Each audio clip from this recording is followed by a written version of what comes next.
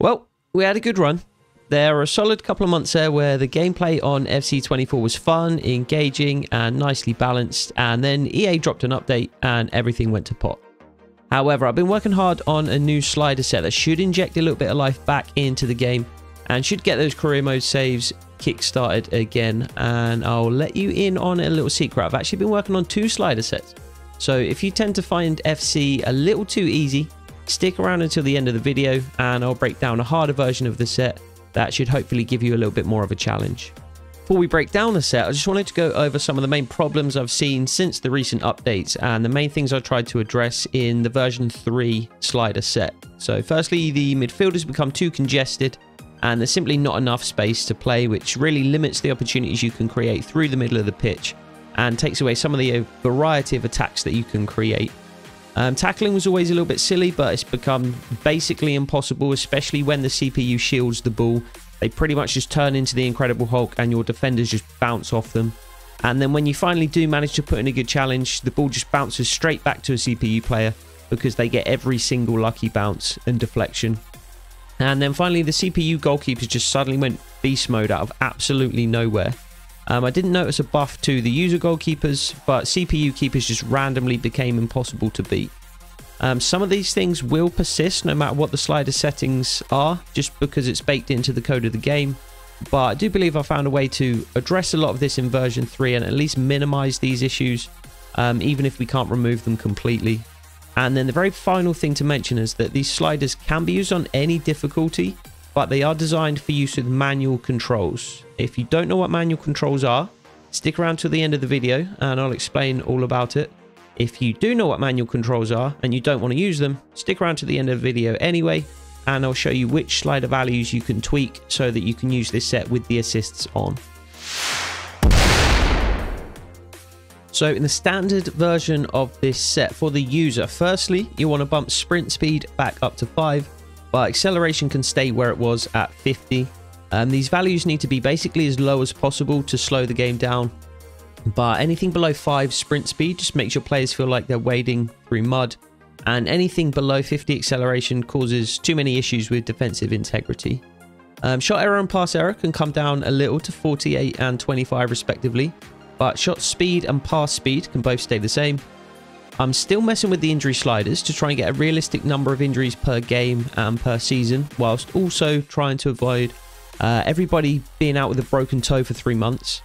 Right now I'm at 95 frequency and 19 severity, but this is something to monitor going forward. CPU goalkeepers got a big boost with the recent updates, but I think user goalkeepers actually got a little bit worse, so bump goalkeeper ability up to 65. Marking needs to be raised a little to account for some of the changes we've made to the line values, which I'll get into in just a second. We want the midfield to be less congested, but we don't want midfield battles to be completely non-existent. So I found this value to be a nice balance in terms of getting defenders to engage with the ball carrier, whilst not causing the shape of the defensive team to be broken down because players are being dragged too far out of position. Run frequency can stay the same at 35. And then there are some big changes to the line height, length, and width values, which I've actually reset to default for the user. Line height at 90 worked well before the updates, but the midfield was too congested with the length at 32.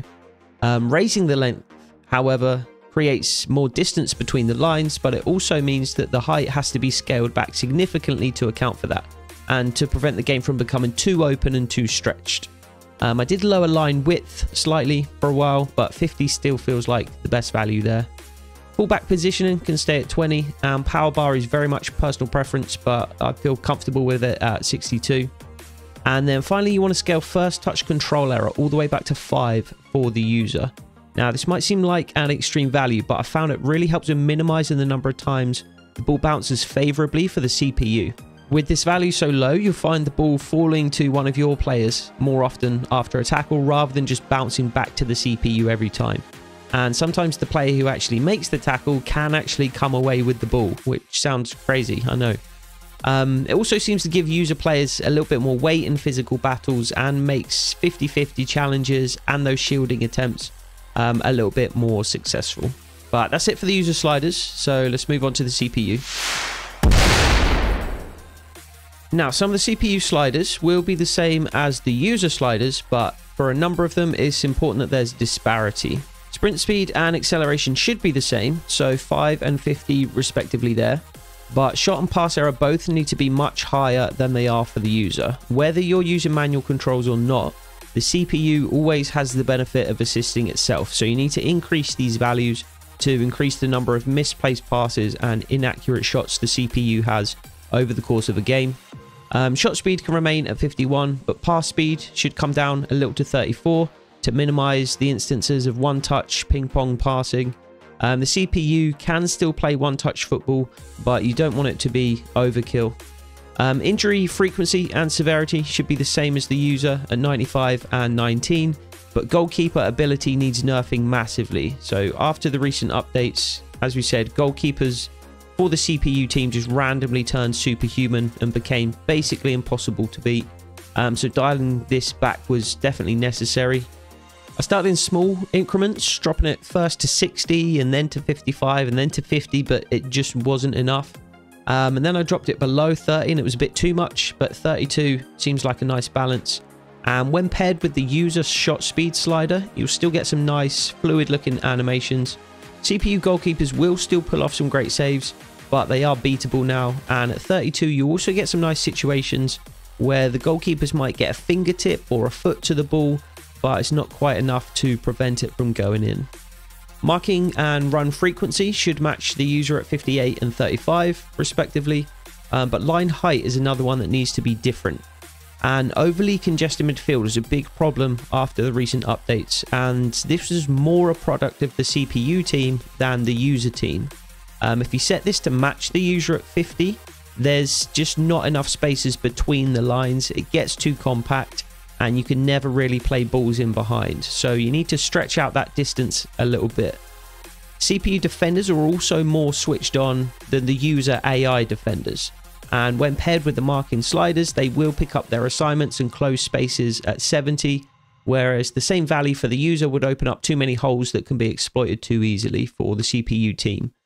So a slight disparity in line height smooths all of that out, but line length and width can both be at 50 for both the user and the CPU.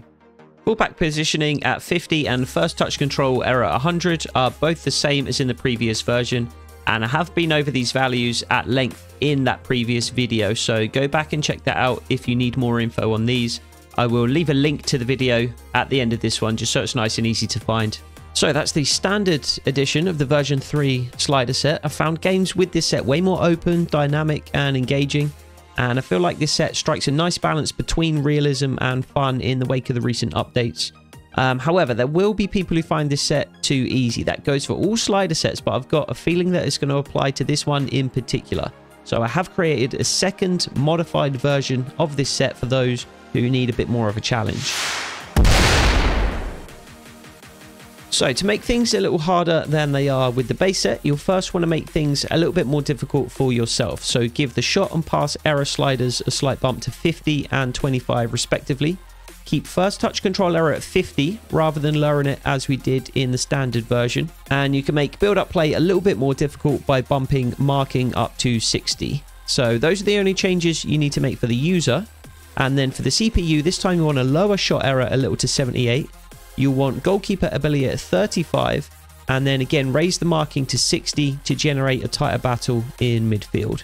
The last thing you want to do is bring CPU line height all the way back to default to match the user. This will make the middle of the park a much tighter squeeze and will make breaking through the lines much more difficult. But if you're watching this part of the video, then that's exactly what you want.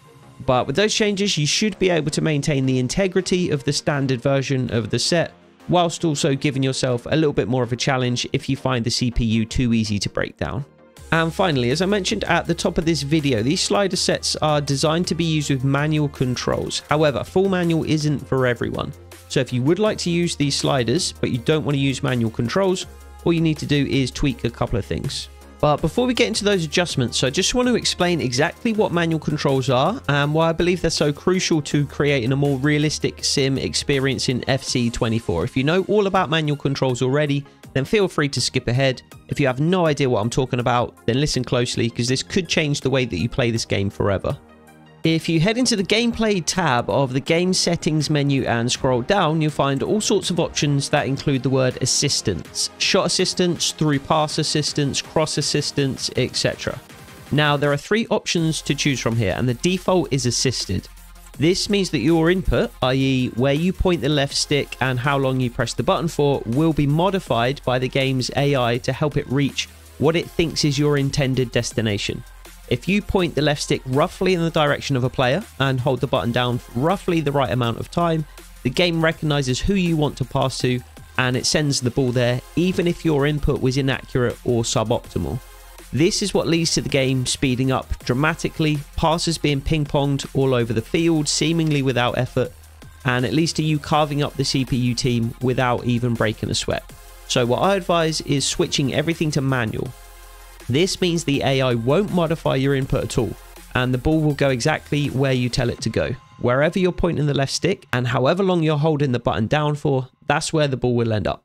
Now, there are still 2 things that will impact where the ball goes, and those are the ratings of the players you're using. A lower rated player will fail to adhere to your input more often than a higher rated player, and the pass and shot error sliders we adjusted earlier. That's why they're much higher for the user than they are for the CPU. CPU always has the benefit of assisting itself, whereas if we switch to manual controls, then our own suboptimal inputs will be causing the errors. So putting all of these things on manual really forces you to slow the game down, to take a touch, to really think about the inputs that you're making before you make them. You can't just press a button and expect that the ball will end up where it needs to go. You need to slow the game down and actually make sure those inputs are correct, are accurate, are optimal, so that you're not giving the ball away over and over again, so that your shots are ending up on target rather than going wide, etc. The only setting that I don't currently have on manual is crossing, which I have set to semi-assisted, just because manual was awful in the early iterations of the game.